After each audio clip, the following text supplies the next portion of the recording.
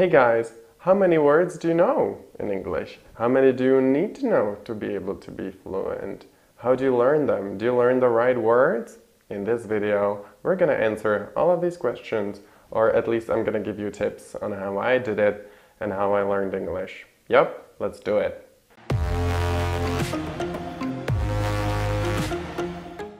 First, before you continue with this video, I encourage you to go on the website www.testyourvocab.com, yep, right there, and test your vocabulary. It's a two-step procedure. You're just going to click the words that you know. You don't even need to have perfect English to be able to do that. And they have a database of words ordered by frequency of how often these words are used in English. And depending on which words you click, they decide, or they can give you an estimation of what your vocabulary size is. That's amazing. Yes, it's only an estimation, but it's going to be helpful for us to decide how to progress. Okay, so go ahead and do it now.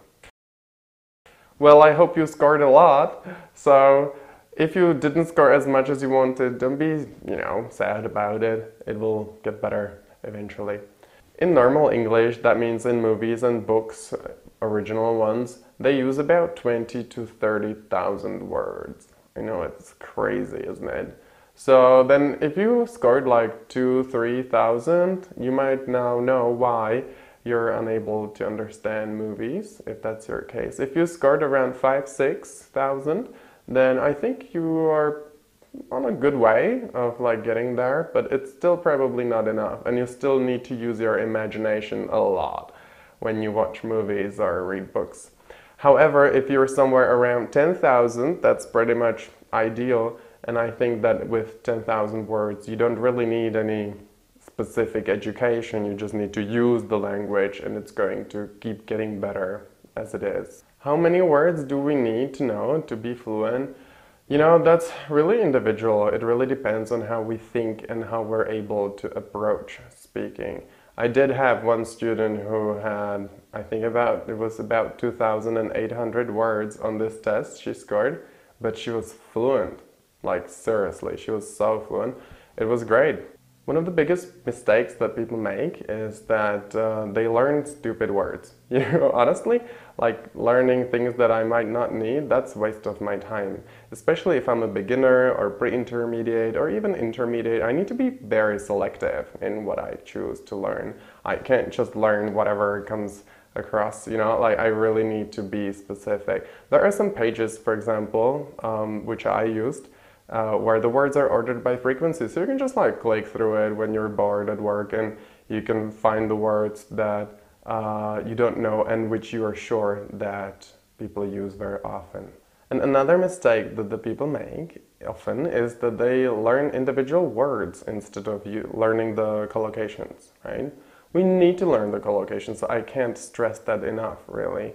I always try to put into Anki of my students, that's the application where they learn, I always try to put in full sentences if possible, if I have the time, or at least a two-word combination so that they know how to use the word. If I don't know where to put it, I might know the meaning of it, but if I don't know how to use it in a sentence, it's useless. How to learn it? I use an application for it. I'm definitely going to make a video on this app. I love it. I've been using it for years now with all my students, and they have literally learned thousands and thousands of new expressions with this app. Why? How? Because it's so effective. It has a built-in learning algorithm, like the curve on how quickly we forget the words, and it's the most effective way of doing it. I myself was using this app, and I learned about 3,500 words every year. I was even learning Japanese through it. I'm not an expert, I gave up after half a year, but it was very helpful. Yeah, you can learn anything with it, also anatomy. I learned a whole bunch of things with this app. Or if you're not a fan of technology, you just have to do it the old-fashioned way, like some flashcards or having some book, some notebook where you write everything. It's up to you. But honestly, if you think you can trick the system and learn a language without learning the words, as many websites promise, good luck with that. I would really like to see that happen. Vocabulary is something that's really necessary for speaking the language, but we need to be very specific about what we learn, if it's good, how we learn it, and if we maybe are in the position that we already know enough, but we don't know how to use it. That might be a problem too. And I have to tell you that that's the most common problem, actually. When I get a new student, 80% of the cases, they know enough, but they just don't know how to use it. For example, because they never learned the collocations, or they're still translating in their head and so on. So vocabulary is very important. You need to have a system for it. You need to do this preferably on a daily basis.